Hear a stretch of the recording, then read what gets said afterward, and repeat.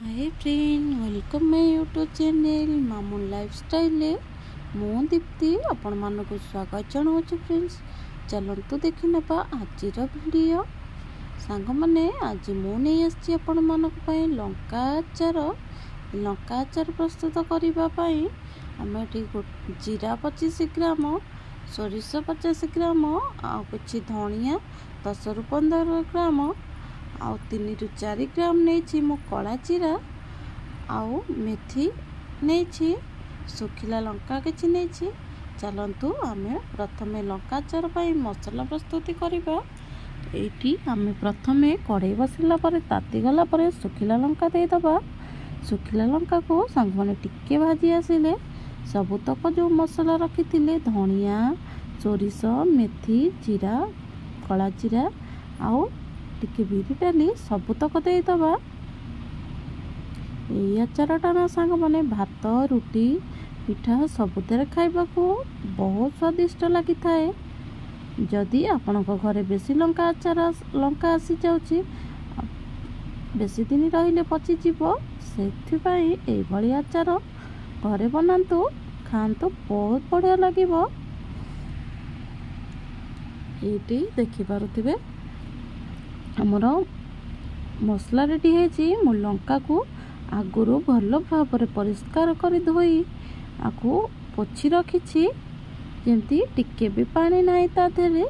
आपण माने कंचा लंका को भल भाव धोईकी परिष्कार करनेबे। एई भली कट लगे देछि, माने मझी पेटरो चिरा लगे देछि तार। एटी देखि पारुथिबे एई भली पूरा दी पट जेमती चिरा न लगे, गोटे साइड एमती चिरा लगे देबे। इबे आमे सब डेम्फ छड़े नबा। आपण मध्य चाहिले डेम्फ रखि पारिबे, काहेकि बेसी डेम्फ रहिबो ता पई भी तेल मसला दरकार। सेथि पई मोटी डेम्फ रखि नाही। जो मसला आमे भाजी की रखिथिले ता दरे एबे टिके लूण दे दबा। ठंडा हला परे एबे ताको ग्राइंडर कर नबा। ग्राइंडर करा बळे ध्यान रखिबे जेमती पूरा मसला प्लेन न हो जाए। टिके खद खदड़ रहले पाटी को मध्य बहुत स्वादिया लागिबो। एटी आमे मसला कर नबा। एटी हमर सीक्रेट मसला रेडी हे गला।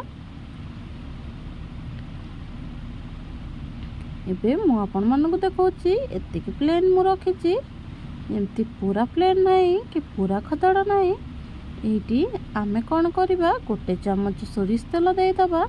आपण मध्य चाहिले एई जगह रे दे पारिबे लेंबू चिपुड़ी की किंबा विनेगर दे पारिबे, किंतु मु खाली सोरिष तेल दे कि आको गोळेई नउची। आपण को जदि बेसी खट्टा पसंद से हिसाब रे करिबे। जदि बेसी खट्टा पसंद नहीं ताहले खाली लंका अचार पई मु केमिति करूची सेटा देखंतु मुळुरु लास्ट जाके। बे मझिरे मसला तक भरी दबा।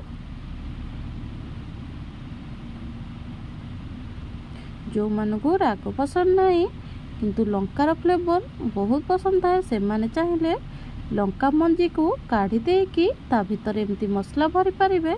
भरिकी मासुर 6 मास ए अचारटा बहुत दिन पर्यंत रही थाए। निश्चिंत थरे ट्राए करंतु। एबे हमर सबुतक लंकारे मसला दे देछि। एबे लेंबूर काम कौन चलंतु देखिबे। एबे आमे लेंबू को दी साइड रो काटी नै कि तादरो मंजी तक काढ़ी नबा।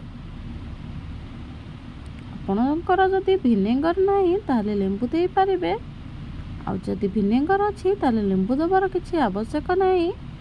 विनेगर ग्रीन चिली विनेगर भी मिलुछि। सेटा लंका अचार को बहुत दिन पर्यंत साइतिक रखिबारे हमको सुविधा होई थाए। किंतु मु बहुत लेंबू देके करे। एटी मु लेंबू को चिपुड़ी रखिची, मंजी सब काढ़ी नबा। एटी आमे जो बम रे दबा से बम रे लेंबू रस दे दबा। ए बम रे मु अचार करे। एटी आमे जो लंका को पूरा देकी भरी रखिचे।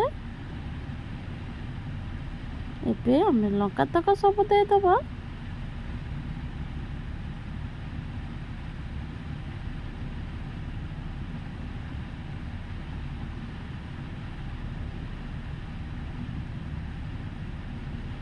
ଏବେ ଆମେ ଗରମ କରିକି ରଖିଥିବା ସୋରିଷ ତେଲକୁ ଦେଇଦେବା।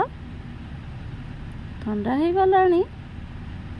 ଯେହେତୁ ଏଇଟା ପ୍ଲାଷ୍ଟିକ ବମ୍, ଗରମ ଗରମ ତେଲ ଦେଲେ ପୋଡ଼ିଯିବ, ସେଥିପାଇଁ ଆମେ ଥଣ୍ଡା କରିକି ଦେବା।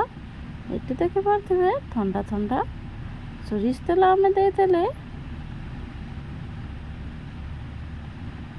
ଏଇ ଆଚାରକୁ।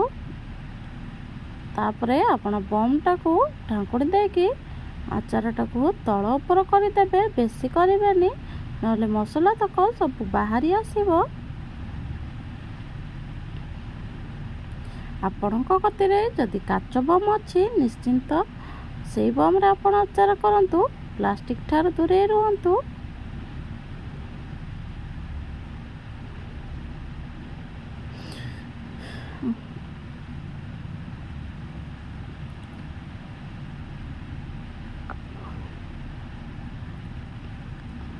ଏବେ ଆମେ ତା ଦେହରେ ଆମର ଏବେ ଆଚାର ରେଡ଼ି ହେଇଗଲା।